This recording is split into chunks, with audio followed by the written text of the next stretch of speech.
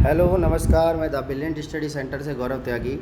और जैसा कि बच्चों, मैं आपके लिए नई नई वीडियोस लाता रहता हूं। तो आज जो हमने ये वीडियो तैयार की है वो क्लास 8th के लिए की है। क्लास 8th में हमारा चैप्टर नंबर 1 है साइंस में, ठीक है। तो उसको हम यहाँ थोड़ा सा डिटेल से समझने की कोशिश करेंगे, ओके।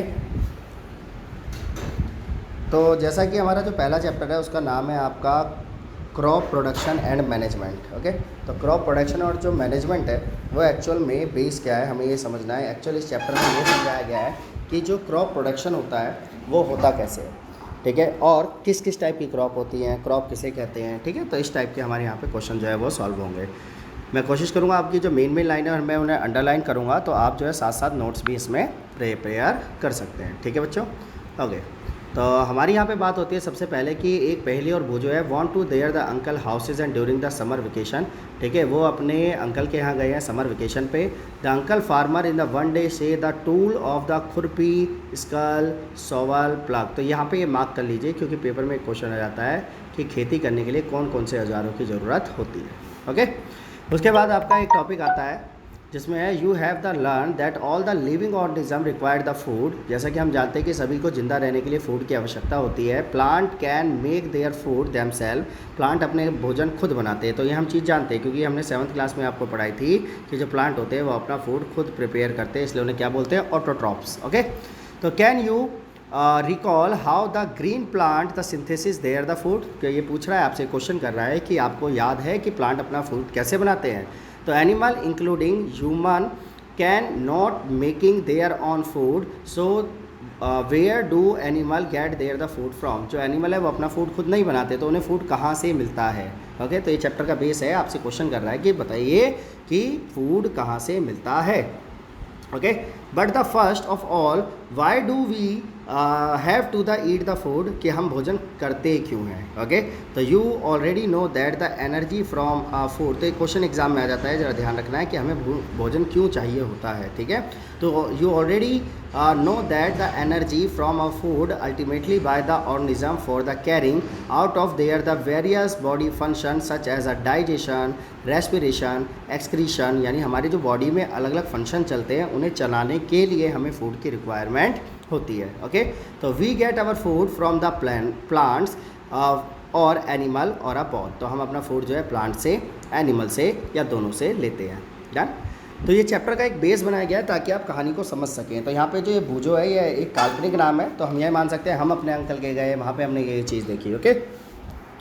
आगे हमारा आता है in order to the provide the food a large production, regular production, ठीक है, proper management and the distribution is necessary, ठीक है। तो हम इस चैप्टर में मेनली ये पढ़ेंगे जो हम क्रॉप प्रोडक्शन होता है, जो लार्ज एक प्रोडक्शन एक्टिविटी है, इसके अंदर रेगुलर प्रोडक्शन किस तरीके से होता है और उसका डिस्ट्रीब्यूशन कैसे कैसे किया जाता है, ओके। सबसे पहला आता है हमारा एग्रीकल्चर प्रैक्टिसेस। एक टॉपिक है हमारा एग्रीकल्चर प्रैक्टिसेस। एग्रीकल्चर प्रैक्टिसेस का मतलब होता है एग्रीकल्चर में किए जाने वाले काम, ओके।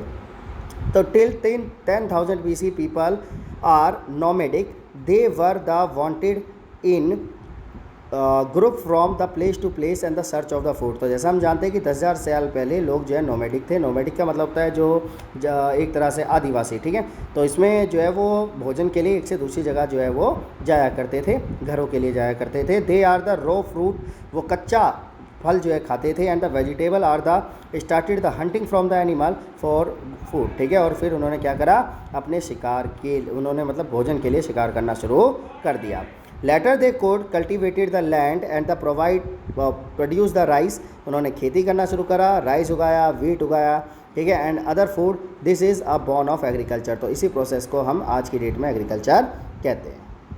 तो आपने यहाँ पे देखा कि जब हम बड़ी मात्रा में एक जगह बड़े पेड़ पौधों को लगाते हैं और वो एक जैसे ही होते हैं तो उन्हीं को हम एग्रीकल्चर कहते हैं। तो when the plant some the kind of grow and the cultivated at the one place on a large scale, ठीक है, it is called a crop, ठीक है। जब हम एक ही जगह पर बड़ी मात्रा में खेती को करते हैं तो हम उसे क्रॉप कहते हैं।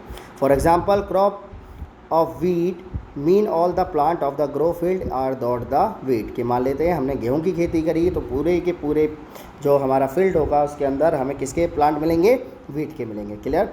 You already know that the crop are the different type of the cereal, vegetable and fruits. तो these can be classified on the basis of the session season and which they grow. तो हमें ये पता होना चाहिए कि अलग अलग सीज़न में अलग अलग टाइप की जो क्रॉप्स हैं उन्हें उगाया जाता है। ठीक है? चाहे वो दाल हो, चाहे वो चावल हो, चाहे वो फल हो या सब्जियां हों, तो अलग अलग समय पे उगाया जाता है। India is the vast country, the climatic condition like a temperature, humidity, ठीक है, and the rainfall vary from one region to the another.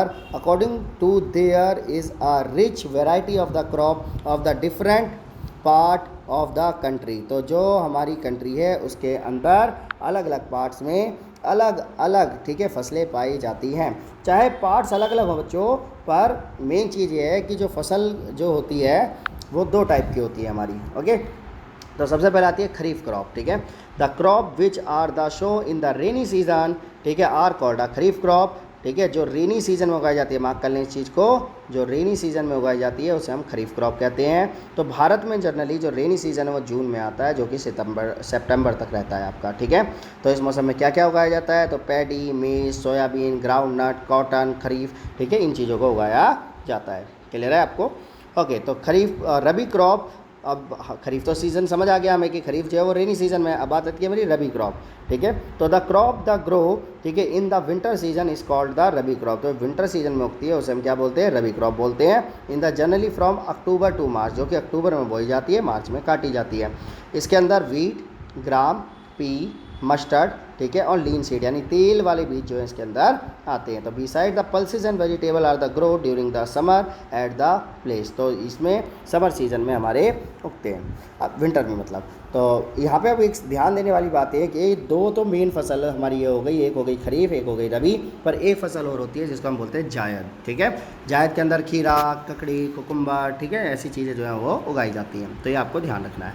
अगला आता है basic practice of the crop production, यानी कि हमें क्या क्या काम करने पड़ते हैं खेती को करने के लिए। देखो, किसी भी काम को करने के लिए हमें शुरू से क्या करना पड़ता है? उसमें थोड़ी मेहनत करनी पड़ती है, चीज़ों को देखना पड़ता है, स्टेप वाइज हमें जो है स्टेप अपनाने पड़ते हैं। चाहे वो स्टडी हो, चाहे वो कोई भी काम हो, तो सेम यहाँ पे जो खेती करने का तरीका है उसमें भी हमें ध्यान रखना पड़ता है कि वो स्टेप वाइज होती है। ओके, तो cultivation of the crop involve the several activity undertake by the farmer over the period of time. जो फार्मर होता है उसके द्वारा बहुत सारे जो है काम किए जाते हैं।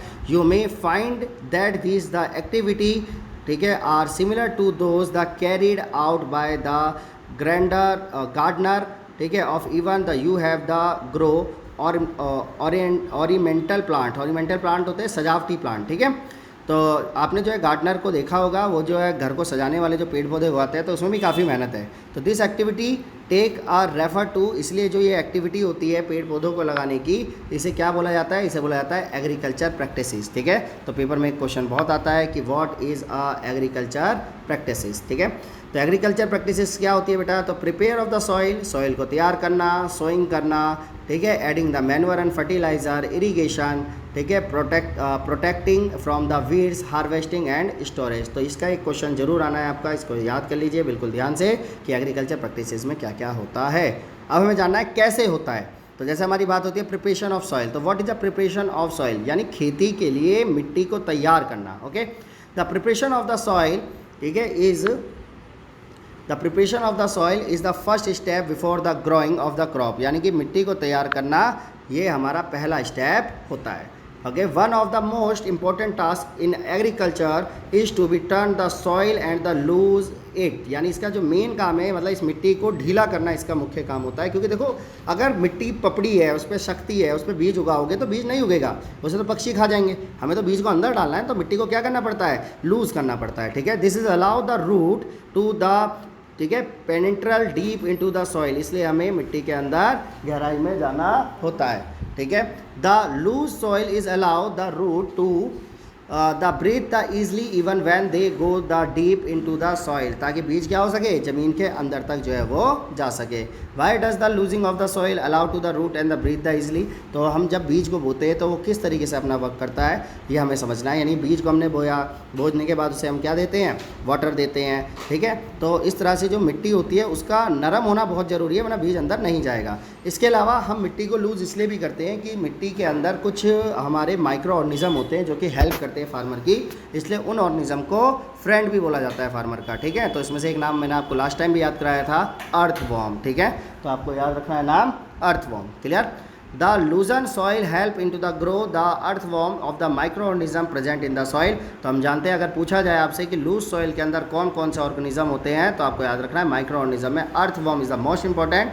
तो ये मार्क कर लीजिए आप कि अर्थवॉर्म जो है इंपॉर्टेंट होता है मिट्टी को लूज करने के लिए। तो ये this the organism are the friend of the farmer. ये पीछे क्वेश्चन भी है कि इसे फ्रेंड क्यों कहते हो, तो अब हमें क्लियर हो गया इसे फ्रेंड इसलिए कहते हैं क्योंकि ये मिट्टी को लूज करने में मदद करता है।